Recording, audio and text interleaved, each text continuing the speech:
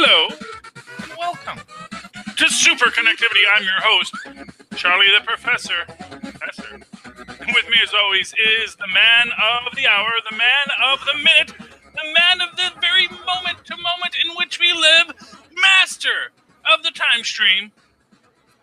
Phil Perich. That's the guy. Hey, Philip.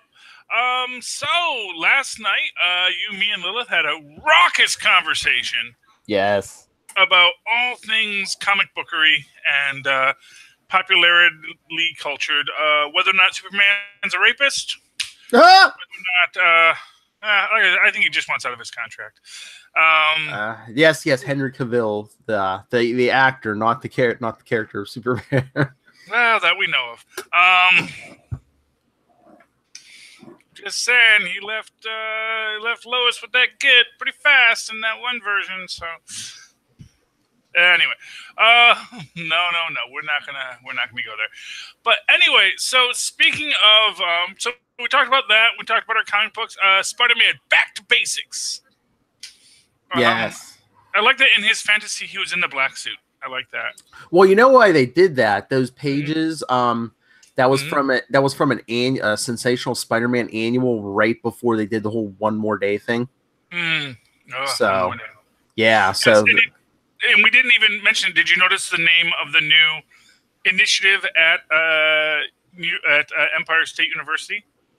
What was it? Brand New Day.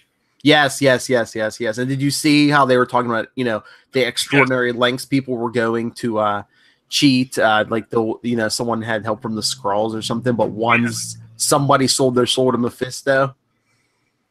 Yeah, well, So yeah, I mean, I don't know if they're teasing us, but I mean, they're really throwing up those one more day and Brand New Day stuff.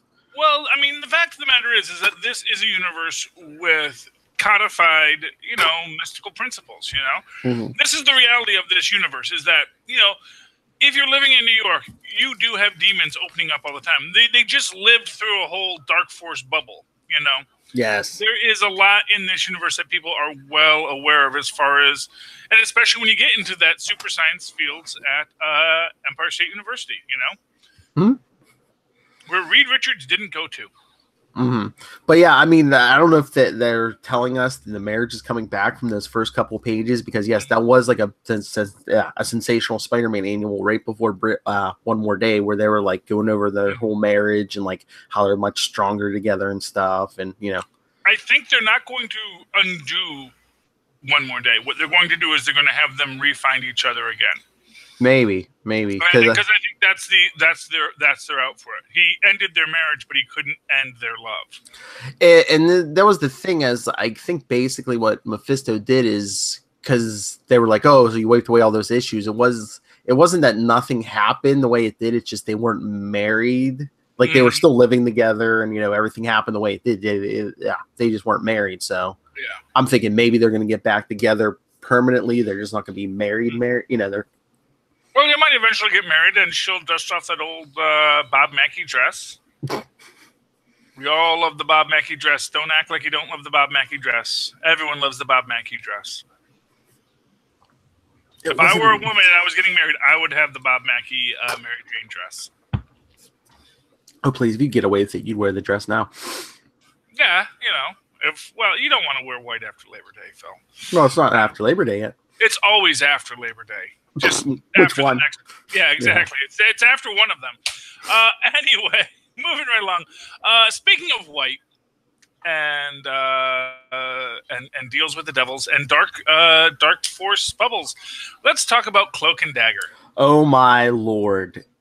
Season 1, episode 7, Lotus Eaters. I mean, look, you see, I have all the info for this episode because I think I said it about issue or episode 3 or 4, like, oh, this is the best one yet or something. This episode is by far the best episode so far of the series. I must congratulate the actors, the writers, whoever was involved with putting this episode together. It had like everything. It had an emotional component, but it was like straight up comic book, sci-fi. Oh, it was fantastic. And yet, at no time did it stray outside of a reality of this universe, because everything that's going on in there, that's all in Ivan's head. Yes, and that was like the thing I realized too, because it seemed like, oh, this episode was so packed and everything, but 99% of it was Tandy and Tyrone in his head. Exactly, and that is what was so fantastic about that. Although we gotta admit that they did give Tandy a nice Doctor Strange cheat there, where she's in the head for who knows how long, and all of a sudden she's like gambiting the cards and throwing off her light daggers, which was fun. Yeah, you see, Tandy, I think, the thing with Tandy is she does not fear her power. She embraces it in many ways. It is in many ways kind of a reverse of what we saw in the comic books with Cloak and Dagger, where Cloak much more embraced the darkness really quickly, whereas Tandy is embracing this quickly. But I was thinking about this the other day. I was watching it, it's like, the reason why Tandy's moving forward is it's really easy to embrace hope. Yes. It's much harder to embrace that darkness. It's now Tandy gained control of her powers when she went into her darkest place. And the argument is perhaps that the only way that Cloak will really be able to embrace his darkness is by going to a place of pure hope. He has to go to a place of hope. I don't know what that'll look like. That's the thing, is I don't know what that would be, but that's what he has to do. I don't want to say he has to let go of his brother, but maybe let go of some of the pain, or maybe he blame some of the blame he feels towards himself for his brother's death. Exactly. And it's very neat at the very beginning when we see Ivan and his daughter in our little flashback, and she's like, they're not magic. It's chemistry. Yes, but as he says, which is your classic, cop, it's chemistry, but it's also magic. That someone who didn't know what it was would say this was magic. And magic, that's the thing. The fact that you can go into somebody's mind and you say, well, no, it's science because powers and energies and transference of cognitive wave functions. It's like you walked inside somebody else's dreamscape. That's magic. Oh yeah. It is straight up magic. And I love the fact that while Ivan is there, he can't remember. He can remember everything that's happened, but he can't remember anything before. Because he was like, this is all that what are you talking about, real world? This is all that what? This is all that is. Yeah. But what I think is telling is that he wasn't always that way, but he's just been through it so often that now that's all that's left. Because we see that he can regain things, and we see that when Cloak does come back after Tandy tricks him into leaving her there. Yes. And he comes back in, and she's like, who are you again? That she's already started to lose her past because she's in the catatonic repeat. I'm thinking too. It's like because you're stuck inside a head, and it's like you're not getting any outside stimulus or. Yeah, and it's what's also fascinating is that there is this aspect of that while he's in there, this is Ivan punishing himself. This is Ivan's heck he's created for himself because he let everyone down. I wasn't sure if this was him punishing himself or if this was just a symptom of the coma he was in, or did this actually have something to do? Was this like energy or something from the explosion even? Well, okay, first off, as Teddy pointed out, he's not in a coma. He's catatonic. Yes. Which in catatonia is a hypnotic state. It's a state where you are aware, but you are also unaware at the same time. It's different than being in a coma where your brain functions have fallen into something else. When you're in a catatonic state, you're still completely there, but you're also unable to interact. And in this situation, and I think it's basically, I think he's putting himself through this because essentially they did open up that doorway to the dark dimension. And so I think he got exposed to it. But because he lived, I think he's also stuck in this loop of his mind of, I must punish. And sort of like when you get enveloped by the dark force or you get filled with the light force, you are thrown into this despair. Yes. And so this is because he got exposed to this darkness in this way, it has wrapped him up inside that darkness, and he's in his own mind of darkness of, if I was in my own mind, what would my life be? It would be all the people I once trusted and cared about now are turned to monsters to kill me because I deserve to be killed by them. Yes. You know, and I think that's what they're trying to say. That's why it was so important for Ivan to fight his own way back. And that was the thing. It's like, you know, Cloak does all the things that Ivan has to do, but it's Ivan's mind. Ivan's the one that has to actually throw the switch because Ivan has to open his own door. Yes. It's your cloud of the mind kind of situation. And I was just wondering if it was just in his mindscape, or was the energy infecting the other people in that rig during the actual night? I mean, it's possible. We really don't have that yet. Yeah. We don't know that's the case yet. And that's, you know...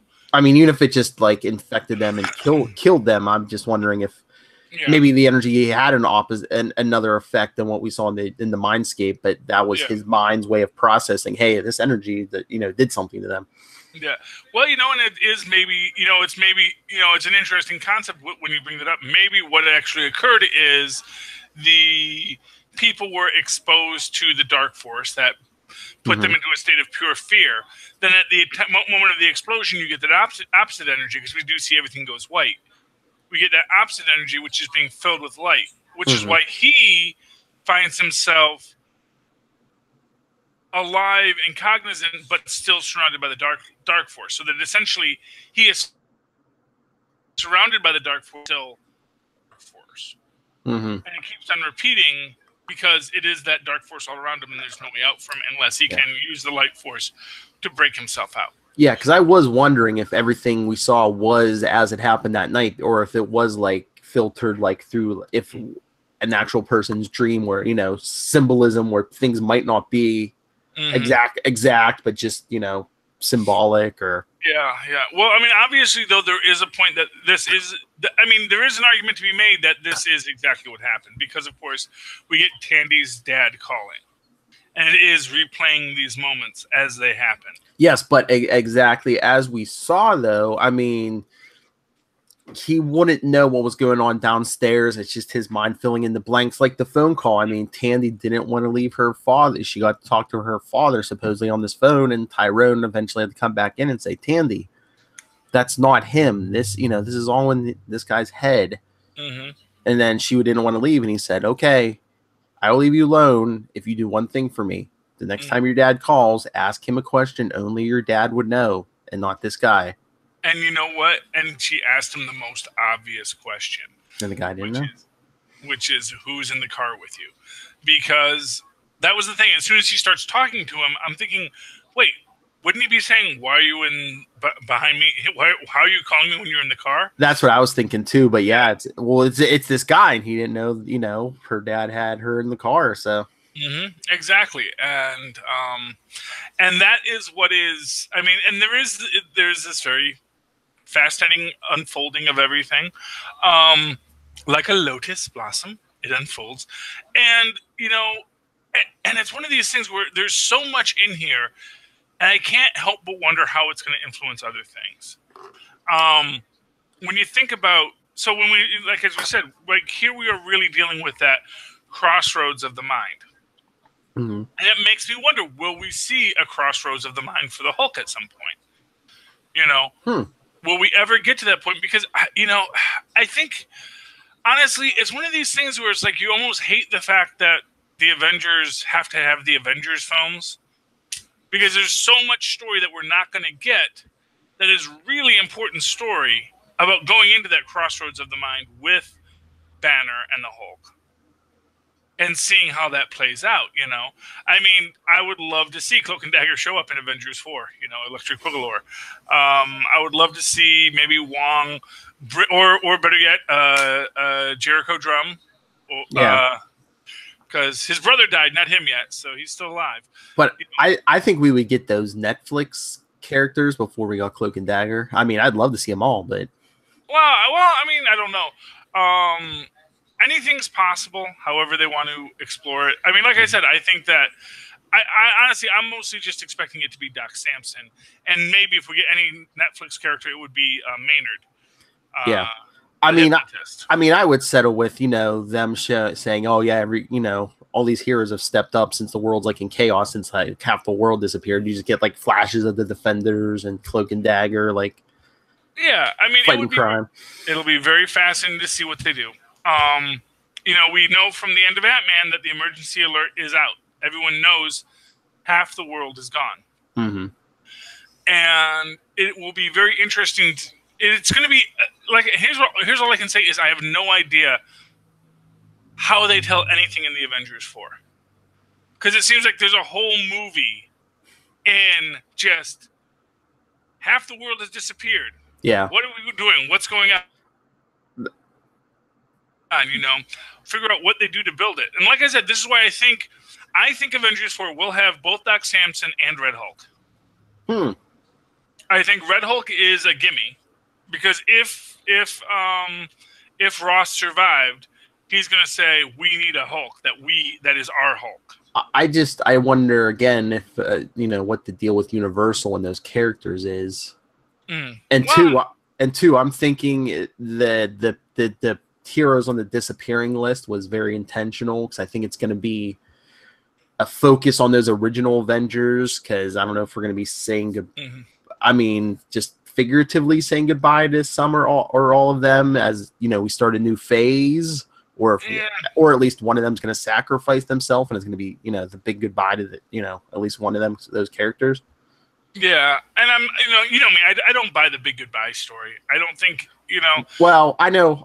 Me and Lilith were talking because she's nervous because she likes Hawkeye, and we got the news. What was it? I think it was this week, right? That I guess Jeremy Renner is going to be in that Spawn movie.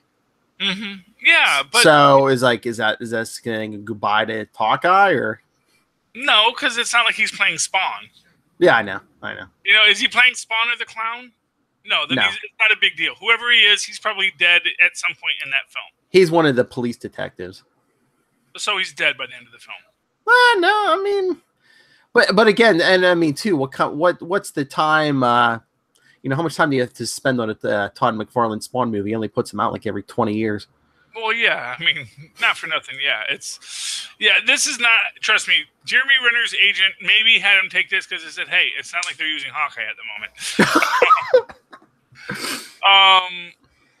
But I'm sure Marvel has their hooks into Hawkeye on that as to use them, and I'm sure we will get more of Jeremy Renner. They have expressly said that the people that didn't get a big story in Avengers 3 will get a much bigger part of their story in Avengers 4, which literally means less Tony Stark, less Captain America, definitely less T'Challa.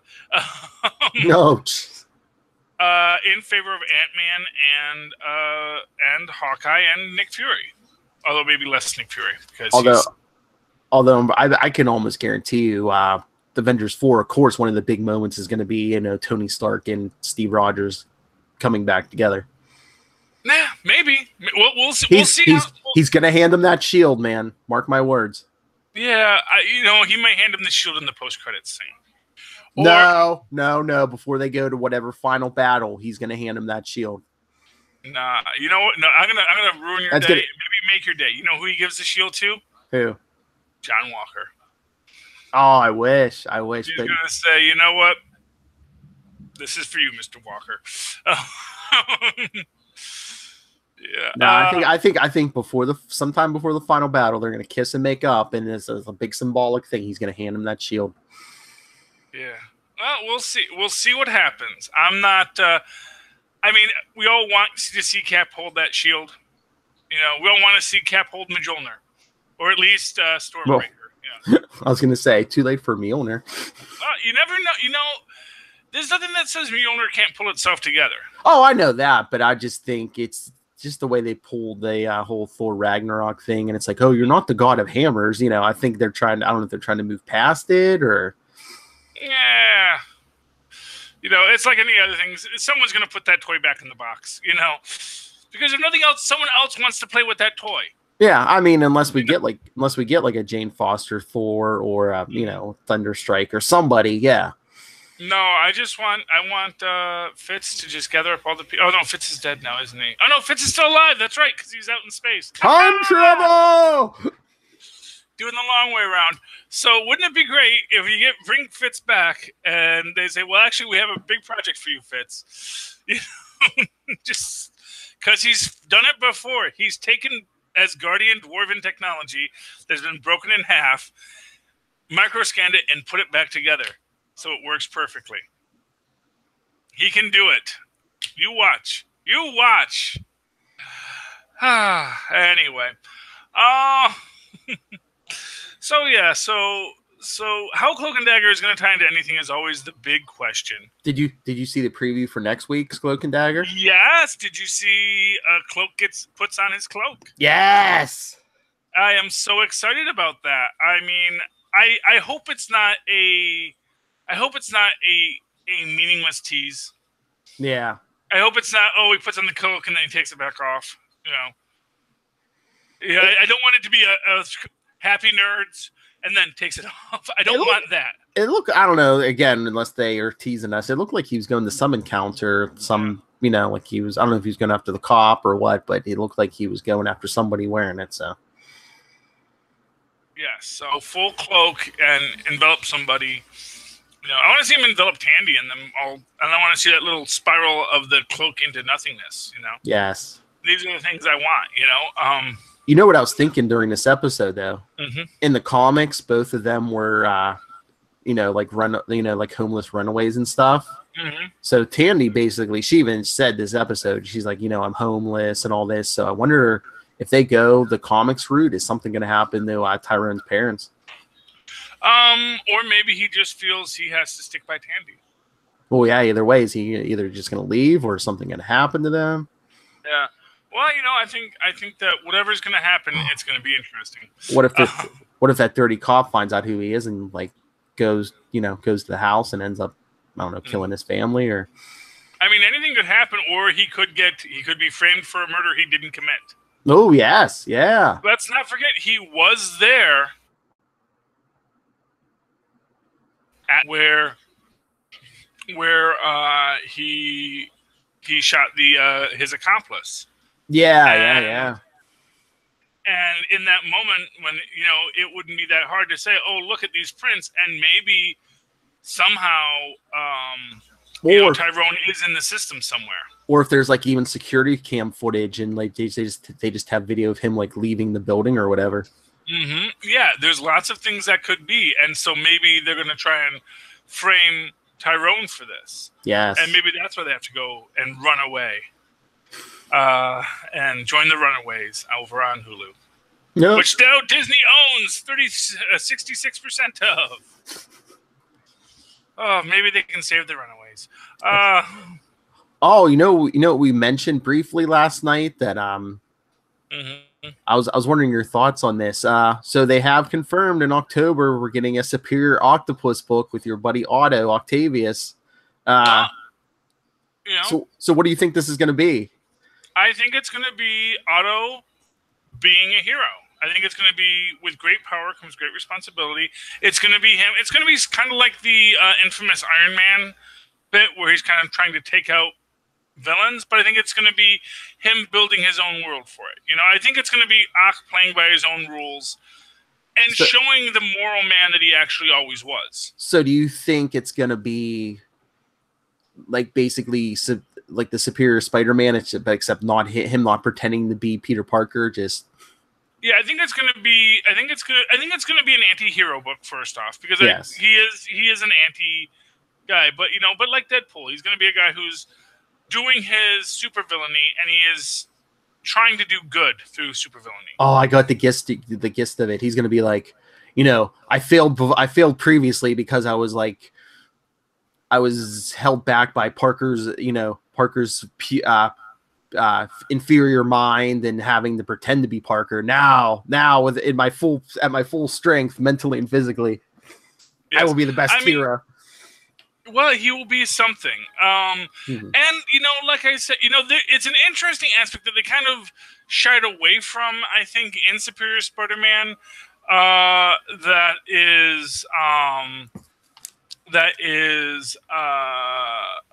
was always canon prior to that, which is the idea that Otto used to be a very nice, gentle man before the accident. Mm-hmm. And he was your classic supervillain. That he was actually a really nice guy, and then the accident happened. And people have started to people are always out de-writing that in modern canon. But I think that actually it's something that is worth keeping around. So basically, like your Spider-Man 2 movie. Yeah, exactly. Well, which is based on the original comics. Mm-hmm. It was based on the original comics. What they actually sort of went back and did is they sort of decided that actually,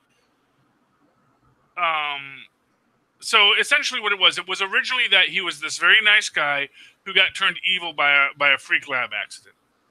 And they did it a beautiful way in that Spider-Man movie. In Spider-Man 2, Electric Boogaloo, they did a brilliant way to do it where it's like, oh, it's the machines infecting his brains. That it's like that two-way. Yeah, that inhibitor chip breaks. Yeah, and the arms basically. Yeah. Yeah, and it's the arms that are evil, not poor Otto. But the arms are smarter than Otto is the problem. To frame that. Now, in Superior Spider-Man, you had this idea that he was always a jerk. He just was powerless, and so he was meek. Mm-hmm. And that people confused his meekness for decency. I think what you're going to get in Superior Octopus is the fact that, no, he was always a decent man. He always had this sense of nobility and this sense of kindness and humanity to him. He just couldn't express it well because he was always bullied. And so he was this person who was put into this meek situation. And then when he had power, he lashed out. But he always held in his own mind that he was a person trying to make the world better. That even though the world had cast him as a villain, he always saw himself as the hero. That he wanted to do good. But, the fools wouldn't. He was outcast from society. He couldn't do his science properly. One of the other things I loved about the Return of Amazing Spider-Man is the return to the idea of Peter Parker, science nerd. Yes.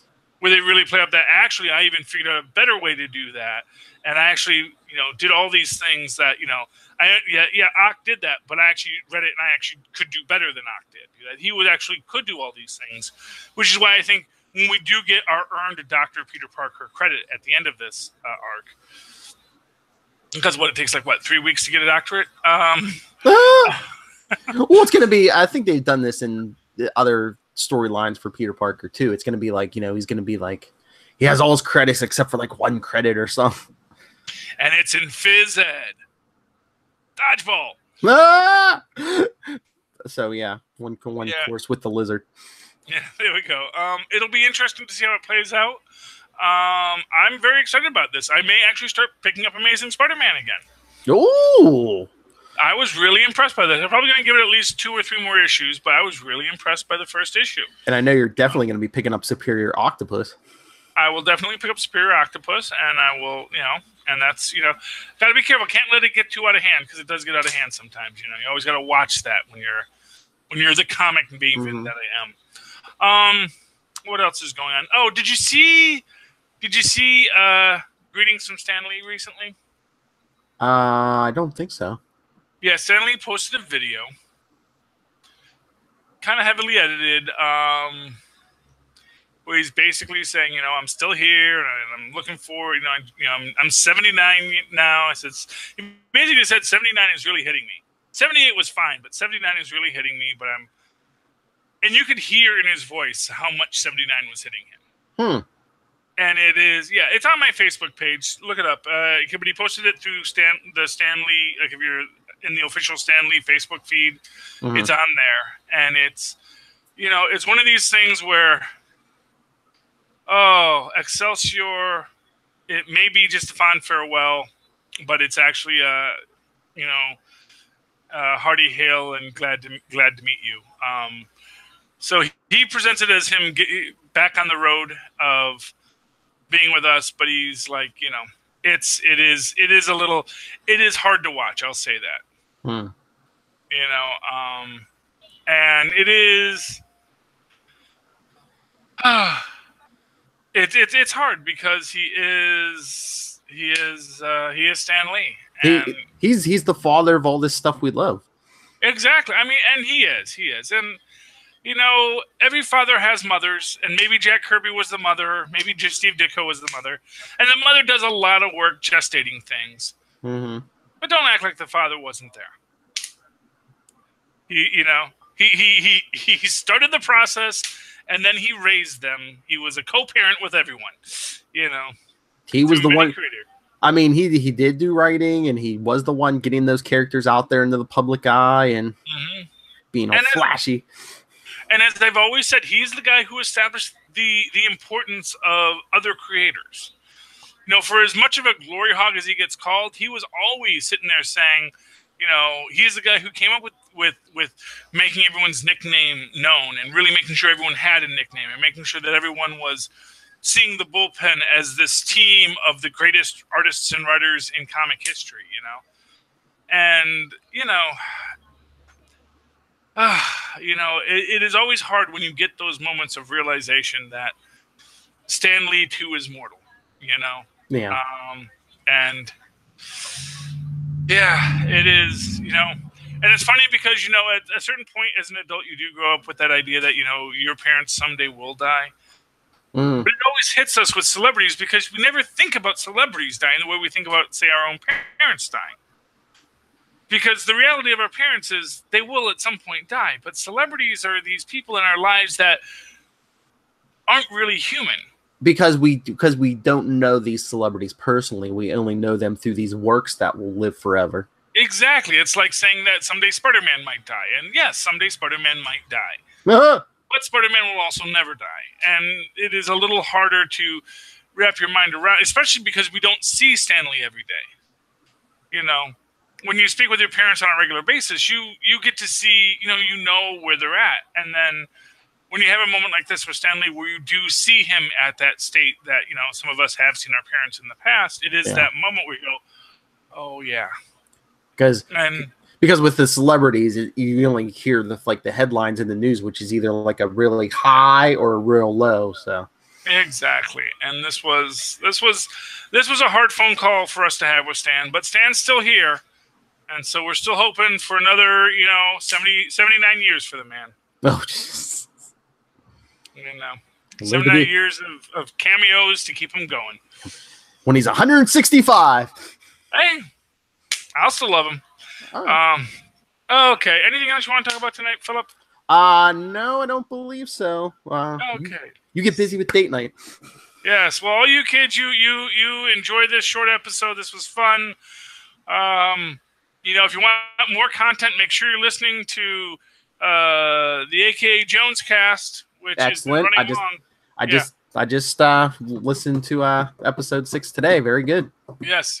And we're going to do episode 12 tonight at 9. So me and Mas will get that all in the box and all will be well. But yeah, enjoy these shows, folks. There's lots more coming. And of course, Little Hellfire will be on episode 4 of the Cage Cast, season 2, Electric Boogaloo. So tune in. Philip, how can people find you? If you want to contact me, especially to do interviews with us, if you're a actor, comic book creator, email me, nightwingpdp@gmail.com. On Twitter, I am @nightwingpdp. And follow the Capes and Lunatics on Facebook, on Twitter, @CapesLunatics. Oh, and Superconnectivity, @SuperConnectPod. And the voicemail for everything, 614-382-2737. That's 614-38-CAPES. And, of course, you can always write to me in the old-fashioned email way the way our Mods and Pods once did at superconnectivityblog@gmail.com. That's superconnectivityblog, all one word, @gmail.com. And, of course, follow me on the Twitters as I live tweet things sometimes when I don't have to do podcasts, @Charlie Esser. That's CHARLIEESSER. Look for the 2 E's in the middle for quality. Thank you, ladies and gentlemen, for connecting with us tonight. Please be sure to super connect with us again. Good night. And there we go. That's about 30 minutes exactly. Should be fun. Unless you edit all my burps out, and then, you know. Oh, no. Oh, no. Minutes, It's all good. Yeah. I cannot wait to see another Marvel film. March. What is it till March now? Yeah, it's a pain. 2 weeks, though. Teen Titans Go. Yeah. I gotta decide if I'm gonna renew that movie pass or not, because it falls just after the renewal.